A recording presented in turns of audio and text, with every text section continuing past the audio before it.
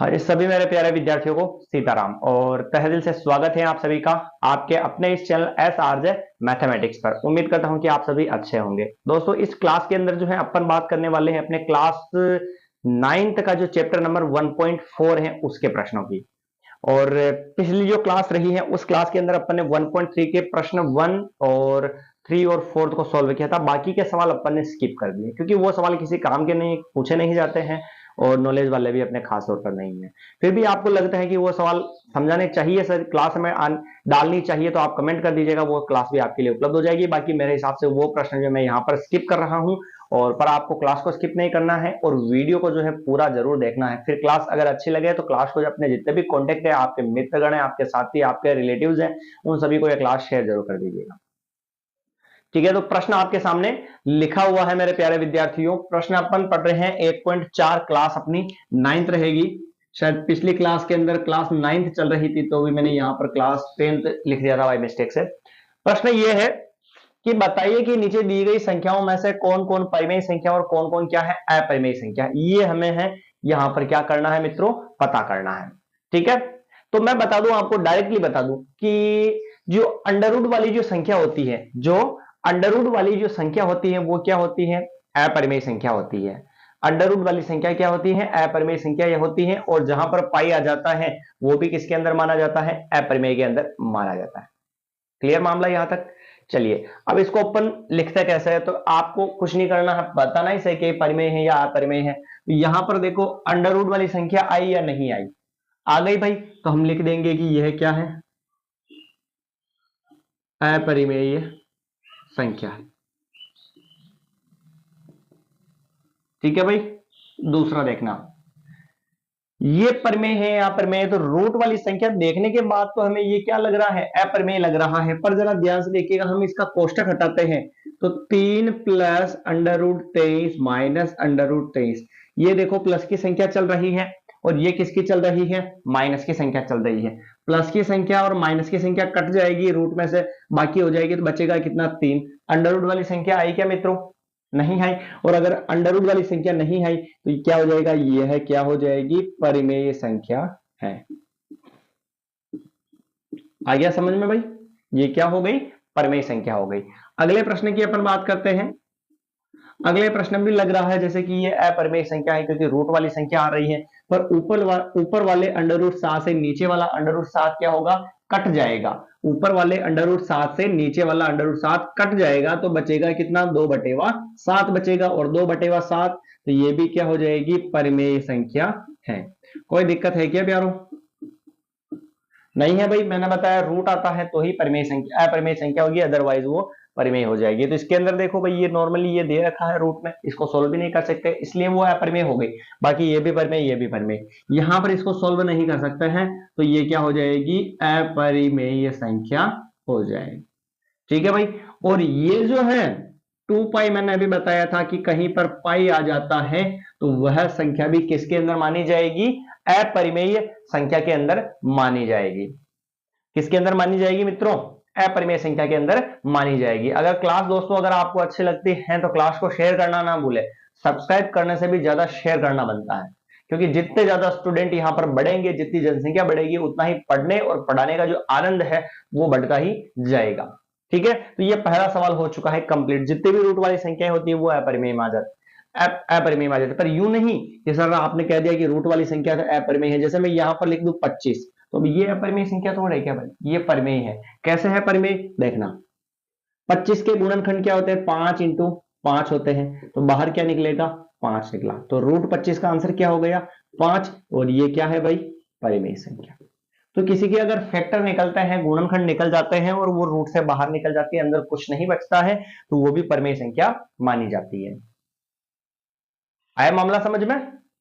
तो ये था अपना पहला प्रश्न। ठीक है, अब बात करते हैं अपन दूसरे प्रश्न की। दूसरा प्रश्न लिखा हुआ है, हालांकि लिखा नहीं है पर मैं बोल देता हूं, निम्नलिखित व्यंजकों में से प्रत्येक व्यंजक को सरल कीजिए। यानी सभी को हमें क्या करना है, सरल करना है। अब सरल कैसे करना है वो हमारी योग्यता पे डिपेंड करता है कि सर्व समीकरण लगा के, गुणा करके, जोड़ बाकी करके कैसे इसको सरल करना है। ठीक है भाई, देखना ध्यान से। पहला प्रश्न, पहले लिख देता हूं मैं दूसरा प्रश्न यहां पर। निम्नलिखित व्यंजकों में से प्रत्येक व्यंजक को सरल कीजिए। हमें क्या करना है, इसको सरल करना है। मैं यहां पर दूसरे का पहला सवाल लिख देता हूं आपके लिए। 3 प्लस अंडर रूट 3 और 2 प्लस अंडर रूट 2, यह सवाल आपके सामने यहां पर लिखा हुआ है। सवाल सभी को दिख रहा है भाई? चलिए, अब इसको सॉल्व कैसे करना है, ध्यान से देखिएगा। पहली संख्या पहली से गुणा होगी, पहली दूसरी से गुणा होगी, फिर दूसरी पहली से गुणा होगी, दूसरी भी दूसरी से गुणा होगी। होगी कैसे, उसको समझिएगा। 3 गुणा होगा 2 से, 3 इंटू 2। फिर 3 गुणा होगा रूट 2 से, तो प्लस 3 इंटू अंडर रूट 2। आया समझ में? पहली पहली से गुणा हो गई, पहली दूसरी से भी गुणा हो गई। ठीक है भाई, चलिए अब अंडर रूट 2 इससे गुणा होगा, तो अंडर रूट 2 इंटू 2। एक बार सॉरी, अंडर रूट 3 था, और अंडर रूट 3 इससे गुणा होगा, under root 3 into under root 2। गुणा कैसे करवाया मित्रों, ध्यान से देखना। पहली संख्या पहली से गुणा, ये हो गई। फिर यही पहली संख्या दूसरी से भी गुणा, ये हो गई। फिर दूसरी संख्या पहली से, ये हो गई। फिर दूसरी दूसरी से गुणा, ये हो गई। ठीक है, अब गुणा कर लेते हैं। 3 इंटू 2 6, फिर प्लस। रूट वाली संख्या सिंपल संख्या से गुणा नहीं करवानी है, सिंपल को आगे लिख दो, रूट वाली को पीछे लिख दो, मामला इज द क्लोज्ड। प्लस ये प्लस, सिंपल वाली को आगे लिख दो, रूट वाली को पीछे लिख दो, मामला क्लोज्ड। दोनों ही रूट में है तो गुणा करवा ही लो भाई। मुझे ये बताओ, कहीं पर भी कोई रूट वाली संख्या सेम मिल रही है क्या? कहीं पर भी कोई रूट वाली संख्या सेम नहीं मिल रही है, यानी कि इसको ना ही तो हम जोड़ सकते हैं और ना ही घटा सकते हैं। तो यह सवाल जो है मित्रों यहीं पर खत्म हो चुका है। ठीक है भाई, चलिए आगे अपन दूसरे सवाल की बात करते हैं। सवाल आपको समझ में आ जाएगा, ध्यान अपना इधर केंद्रित रखना है, ठीक है ना? क्योंकि क्लास देखते देखते हमारा ध्यान जो है कहीं और चला जाता है, ऊपर नीचे, और फिर रील्स वगैरह शॉर्ट्स वगैरह चलने लग जाते हैं। और फिर बहुत सारे ऐसे भी होते हैं जहां पर कहीं पर क्यूट सी रील देखी और क्या करते हैं, कमेंट करते हैं कि पार्थ यहीं पर रथ रोक दो, यहीं पर अपना क्या है, स्वर्ग है। ठीक है, चलिए आगे बढ़ते हैं। दूसरा प्रश्न दे रखा है 3 प्लस अंडर रूट 3 और 3 माइनस अंडर रूट 3। इसको हम सर्वसमीकरण के माध्यम से भी सॉल्व कर सकते हैं। कैसे, वो मैं बताऊंगा। पहले इस तरीके को फॉलो करते हैं अपन। पहली पहली से गुणा 3 इंटू 3, फिर पहली दूसरी से गुणा, तो 3 इंटू माइनस का under root 3। Under root 3 minus का था तो कोष्टक में बंद कर लिया भाई। फिर रूट 3 का नंबर पहली के साथ में, तो प्लस रूट 3 इंटू 3। फिर रूट 3 इसके गुणा में, तो प्लस रूट 3 इंटू माइनस का रूट 3। कोई दिक्कत है क्या यहाँ पे? पहली पहली से गुणा हो गई, पहली दूसरी से गुणा हो गई, दूसरी पहली से गुणा हो गई, दूसरी वापस दूसरी से भी गुणा, ये हो गई। माइनस को कोष्टक में बंद कर दिया। थोड़ा सा इसको सिंप्लीफाई करते हैं। 3 3 से 9 हो जाएगा। फिर प्लस इंटू माइनस, माइनस 3 का 3 और रूट 3 पीछे आ जाएगा। फिर प्लस का प्लस, 3 को ले लेते हैं आगे, रूट 3 को ले लेते हैं पीछे। फिर प्लस इंटू माइनस, माइनस और रूट 3 यानी रूट 3 का सेम है, तो क्या हो जाएगा, स्क्वायर बनेगा इसका। स्क्वायर से अंडर रूट क्या होता है मित्रों, कट जाता है। चलिए आगे बढ़ते हैं। 9 माइनस, ये तो कट गया, माइनस का 3 रूट 3 और प्लस का 3 रूट 3, ये तो बाकी हो गई, बाकी हो गई यानी टेढ़ा हो गया, मामला खत्म इसका। तो बचा कितना, माइनस का 3 बचा, और 9 में से 3 जाएगा तो कितना बचेगा, 6 बच जाएगा। ये अपना आंसर यहां पर हो चुका है। ये था अपना दूसरे का दूसरा सवाल। ठीक है, चलिए कवर करते हैं तीसरे सवाल को अपन। तो तीसरा सवाल जो है आपके सामने लिखा हुआ है यहां पर, रूट 5 प्लस रूट 2। सवाल थोड़ा सा मुझे ध्यान नहीं रहा है ना, चलिए कोई बात नहीं। देख लेते हैं इसको भी। तीसरा सवाल, √5 प्लस √2 की होल पावर 2। ध्यान से समझिएगा ना, √5 प्लस √2 की होल पावर 2। अगर पावर 2 है तो इसको कितनी बार लिखेंगे, ये वैसे ये आ गया ना समझ में आपको, तो सेकंड वाला तरीका बताने की जरूरत है क्या? सेकंड वाले तरीके में डायरेक्ट आंसर आ जाएगा, 3 का स्क्वायर माइनस √3 का स्क्वायर, 3 का स्क्वायर 9, √3 का स्क्वायर 3, 9 में से 3 गया तो 6 आ जाएगा। अगर ये समझ में आ गया हो तो कोई दिक्कत नहीं है कि आपको नया तरीका बतावे। ठीक है, चलिए, इसमें भी सरसमियां लग सकती हैं और वो वाला तरीका भी लगता है, पर अपन ने क्या कहा, सिंपल अपन एक ही तरीका सभी सवालों के अंदर यूज करने वाले, यानी कि नया नया तरीका नहीं गुजरने वाले हैं, कि आपको ना लगे कि उसमें ऐसा तरीका लगाया, उसमें ऐसा तरीका लगाया और फिर सारा मिक्स हो गया। तो गुणा करवाना आपको आ रहा है तो कोई दिक्कत वाली बात नहीं है, और वैसे इजी है ये सवाल। घात इसकी 2 है तो इसको अपन कितनी बार लिखेंगे, प्लस में, सॉरी इंटू में 2 बार लिख देंगे। जिसकी घात जितनी हो उसको उतनी बार इंटू में लिख सकते हैं। तो इसकी घात 2 थी तो इसको कितनी बार इंटू में लिख दिया हमने, 2 बार इंटू में लिख दिया। कोई मामला गड़बड़ वाला है क्या? चलिए, पहली संख्या पहले से गुणा होगी, √5 इंटू √5। फिर पहली संख्या दूसरी से गुणा होगी, √5 इंटू √2। फिर दूसरी पहली से गुणा होगी, √2 इंटू √5। फिर दूसरी से गुणा होगी तो √2 इंटू √2। कोई दिक्कत वाली बात है क्या? नहीं है। चलिए, पहली से गुणा हो गई, फिर पहली दूसरी से गुणा हो गई, फिर दूसरी पहली से गुणा हो गई, दूसरी से गुणा। जैसा गुणा करवाते वैसे ही करवा लिया अपन ने यहां पर। ठीक है, आगे बढ़ते हैं। सेम हो गुणा के अंदर तो उसका क्या बन जाता है, होल स्क्वायर।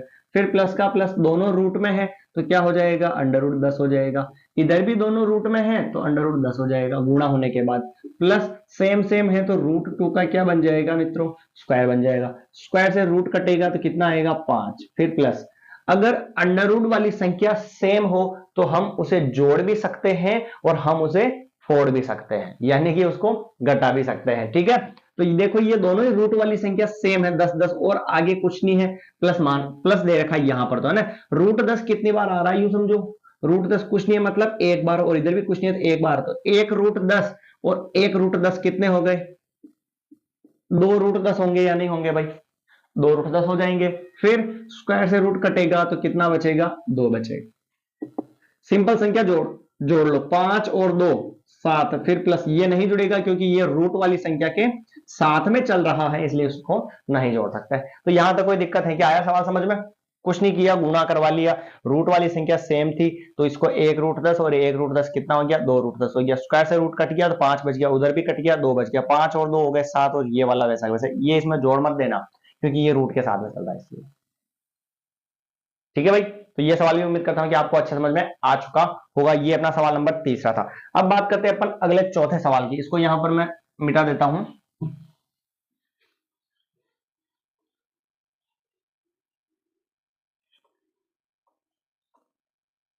चौथा सवाल देखिएगा ध्यान से, √5 माइनस √2,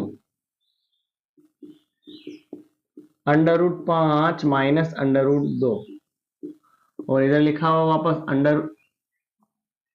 √5 प्लस √2। तरीका वही गुणा करवाने वाला ही यूज करते हैं अपन। तो देखना, पहली संख्या पहले से गुणा होगी तो √5 इंटू √5। फिर पहली संख्या दूसरी से गुणा होगी तो प्लस √5 इंटू √2। फिर दूसरी पहली से गुणा होगी तो माइनस √2 इंटू √5। फिर दूसरी से गुणा होगी तो माइनस √2 इंटू √2।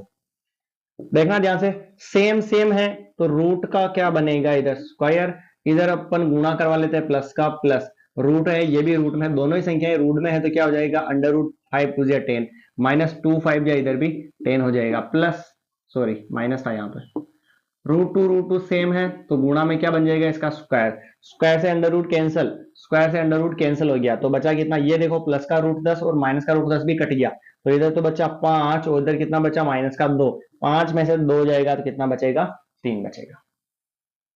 ठीक है, पहली से गुणा, फिर पहली दूसरी से भी गुणा, फिर दूसरी पहली से गुणा, दूसरी से भी गुणा, रूट वाली संख्या दोनों ही रूट में है इसलिए गुणा करवा लिया, ये प्लस का या माइनस का कट गया, इधर स्क्वायर से ये कट गया 2 बच गया, इधर स्क्वायर से कट गया 5 बच गया, 5 में से 2 चला गया 3 आ गया। ठीक है, तो ये था अपने क्लास 9th का चैप्टर नंबर 1.4 का जो प्रश्न नंबर है पहला और दूसरा। ठीक है, इस चैप्टर के अंदर भी कुछ एक दो प्रश्न पर स्किप करने वाले हैं जो किसी काम के नहीं है। सर आप तो बहुत स्किप करवा रहे हो, किसी काम के नहीं है, समझने लायक भी नहीं है, मुझे भी नहीं आते हैं, यूं समझ लो, तो वो किसी काम के नहीं है। ठीक है, तो चलिए मिलते हैं अगली नई क्लास के अंदर ऐसे ही इंटरेस्टिंग सवालों के साथ। दोस्तों हाँ, अगर चैनल पर नए हो तो सबसे पहले तो आप जो है क्लासेस जाकर देखें पुरानी। अगर क्लास 9th के स्टूडेंट हो तो प्लेलिस्ट में जाए और क्लास 9th की प्लेलिस्ट देखें, और अगर 10th के स्टूडेंट हो तो आप 10th की प्लेलिस्ट जाकर देख सकते हैं। और बहुत ही जल्द आपको 8th के प्रश्न भी यहां पर मिलने वाले हैं उदाहरण सहित। तो क्लास को शेयर करना ना भूले और चैनल को सब्सक्राइब करना ना भूले। मिलते हैं नई क्लास के अंदर। सभी प्यारे मित्रों और विद्यार्थियों को सीताराम, जय हिंद।